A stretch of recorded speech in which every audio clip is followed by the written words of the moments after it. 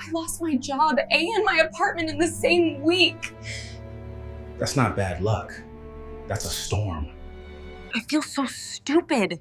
So completely stupid. Struggling doesn't make you stupid. It makes you human. Why are you so calm all the time?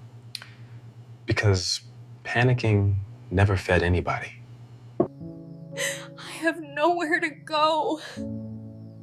I have absolutely nowhere to go. Sarah Mitchell had always believed she was one good decision away from being okay.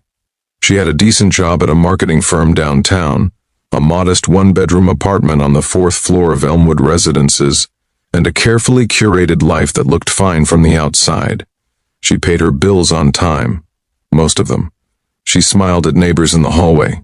She kept to herself, earbuds in, eyes forward, moving fast like most people in Cleveland did when they didn't want to be seen struggling. She had never once knocked on apartment 4B. The man who lived there was named Marcus.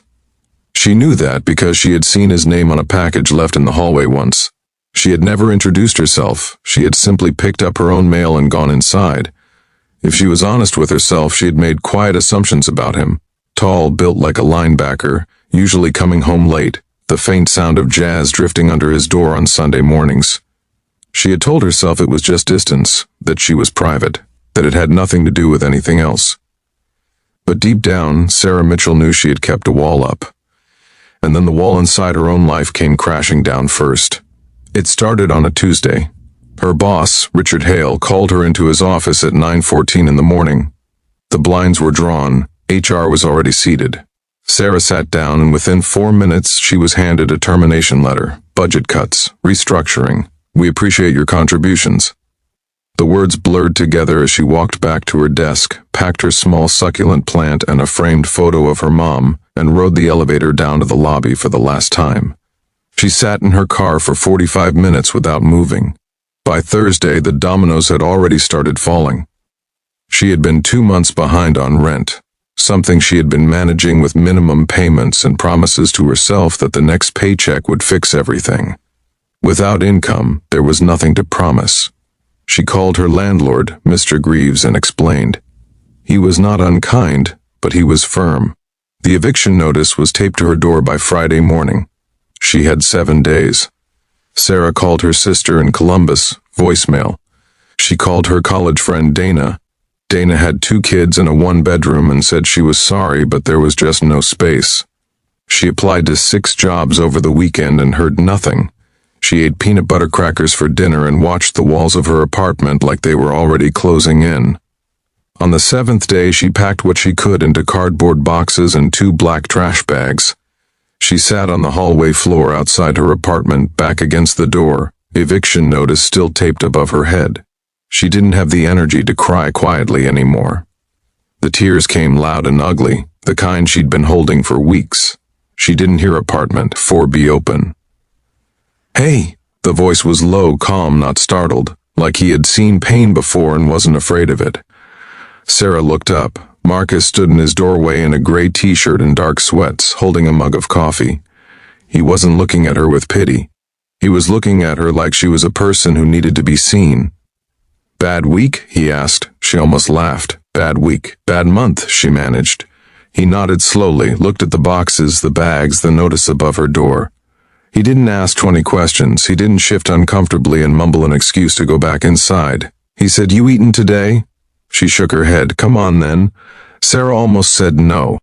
The old reflex fired. "I'm fine. I don't want to impose. I don't even know you." But she was sitting on a hallway floor with everything she owned in garbage bags, and the only honest answer was that she was not fine. She did not want to be alone. And maybe, not knowing someone was exactly why it felt safe. She followed him inside. Marcus's apartment was clean and warm.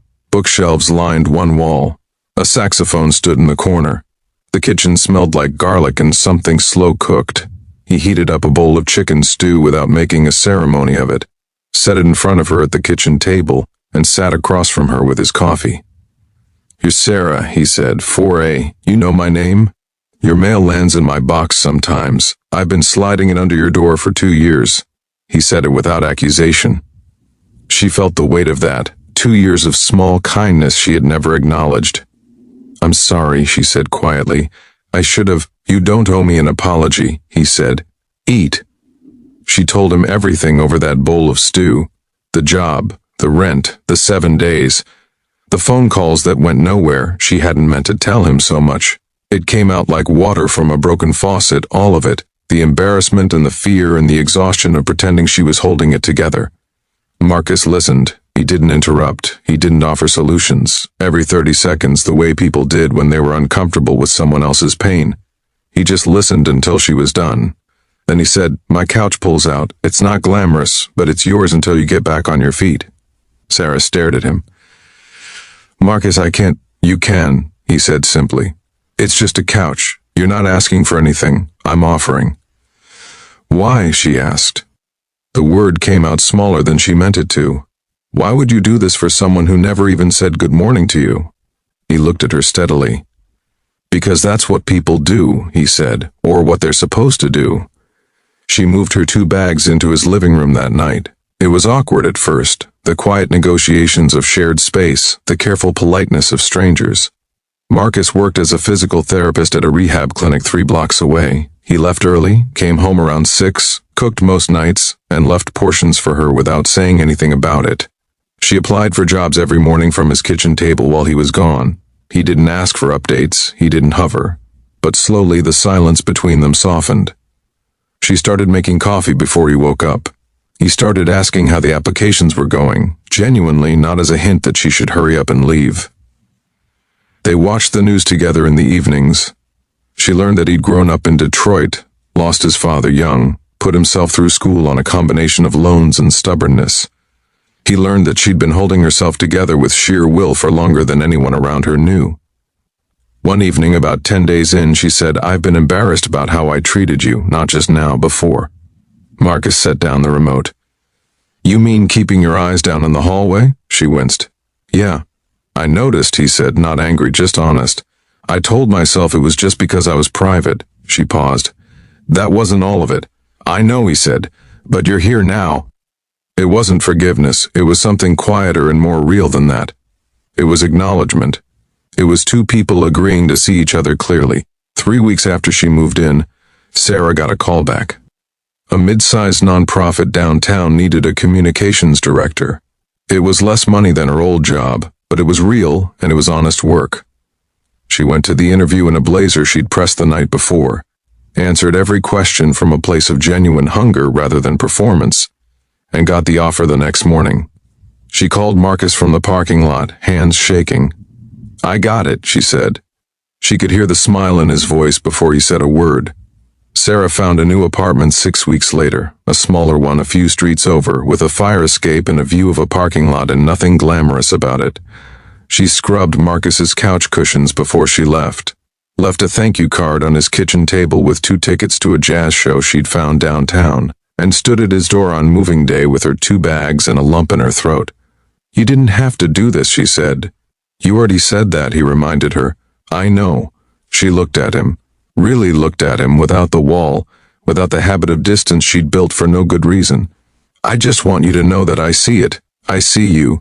And I'm sorry it took me so long." Marcus nodded once, the same steady way he did everything. Then he picked up one of her bags. "Come on," he said. "I'll help you carry it down. Some doors you avoid for years without knowing why, and sometimes the person behind them is the very one life sends when you need saving most."